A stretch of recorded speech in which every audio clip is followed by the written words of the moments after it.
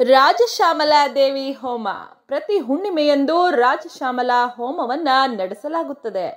ಉನ್ನತ ಪದವಿಗೋಸ್ಕರ ಸರ್ಕಾರಿ ಹಾಗೂ ಖಾಸಗಿ ಕ್ಷೇತ್ರದಲ್ಲಿ ಉನ್ನತ ಪದವಿಯನ್ನ ಪಡೆಯಲು ಹಾಗೂ ರಾಜಕೀಯ ಕ್ಷೇತ್ರದಲ್ಲಿ ಉನ್ನತ ಪದವಿಗೆ ಸೇರಲು ಈ ಹೋಮವು ತುಂಬಾ ಉತ್ತಮವಾಗಿದೆ ಮತ್ತು ವ್ಯಾಪಾರ ವ್ಯವಹಾರದಲ್ಲಿ ಅಭಿವೃದ್ಧಿ ಹೊಂದಲು ಹಾಗೂ ಭೂ ವ್ಯವಹಾರದಲ್ಲಿ ಅಭಿವೃದ್ಧಿಯಾಗಲು, ಸಕಲ ದೋಷಗಳು ನಿವಾರಣೆಯಾಗಲು, ಸಕಲ ಕಾರ್ಯ ಐಶ್ವರ್ಯ ಸಿದ್ಧಿಸಲು ಈ ಹೋಮದಲ್ಲಿ ಪಾಲ್ಗೊಂಡರೆ ತುಂಬಾ ಶ್ರೇಷ್ಠವಾಗಿದೆ. ಇನ್ನು ಕಳಸ ಪೂಜೆ ಪ್ರತಿ ಹುಣ್ಣಿಮೆಯಂದು ಮಾತ್ರ ಈ ಸೇವೆ ಇರುತ್ತದೆ.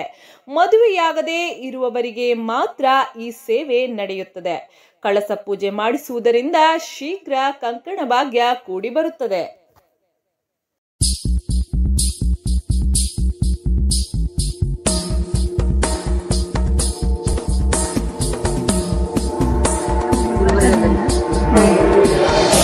ಇಲ್ಲಿ ಅಮ್ಮ ದೇವಸ್ಥಾನ ಇರೋದು ಹೇಗೆ ಗೊತ್ತಾಯ್ತು ನಿಮಗೆ?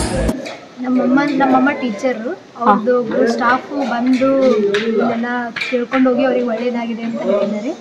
ಅದಕ್ಕೆ ನಾವು ಕೂಡ ನಮಗೂ ಎಲ್ಲ ಫ್ಯಾಮಿಲಿಗೆ ನಮಗೆ ಎಲ್ಲರಿಗೂ ಒಳ್ಳೇದಾಗುತ್ತೆ ಅನ್ನೋ ಒಂದು ಭರವಸೆ ಮೇಲೆ ಬಂದಿದ್ದೀವಿ. ಗುಲ್ಬರ್ಗಲಿಂದ ಬಂದಿದ್ದೀವಿ. ಕಳಶ ಪೂಜೆ ಮಾಡಿಸಿದ್ರಿ, ಏನ್ ಅನಿಸ್ತು? ಅಂದರೆ ಒಂದು ಫಸ್ಟ್ ಟೈಮ್ ನಾವು ಯಾಗ ಅಥವಾ ಯಜ್ಞ ಮಾಡಿದ್ದು ಲೈಫ್ ಟೈಮಲ್ಲಿ. ದೇವ್ರಿಗೆ ನಂಬುತ್ತೀವಿ, ಆದರೆ ಯಜ್ಞಗಳನ್ನ ಮಾಡೋದೇ ಫಸ್ಟ್ ಟೈಮ್.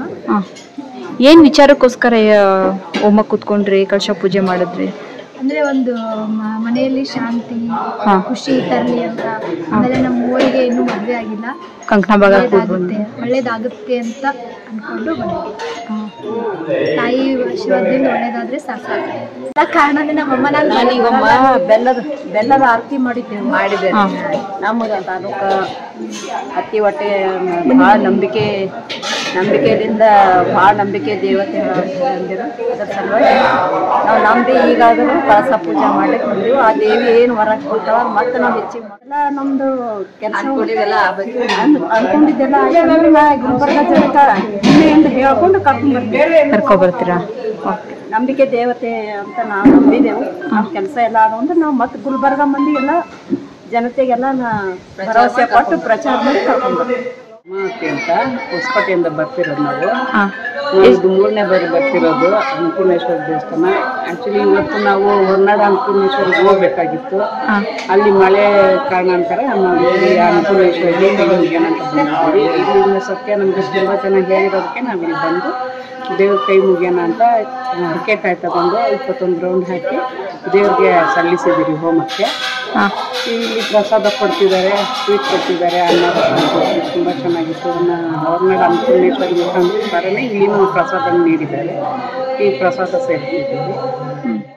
ಅಲ್ಲಿ ಮಳೆ ಕಾರಣಾಂತರ ಇವತ್ತು ಇಲ್ಲಿ ಬಂದಿದ್ದೀರಾ. 2 ತಾಯಿಯಂದ್ರು ಒಬ್ಬರೇ ಅಲ್ವಾ, ಅದಕ್ಕೆ ಇಲ್ಲಿ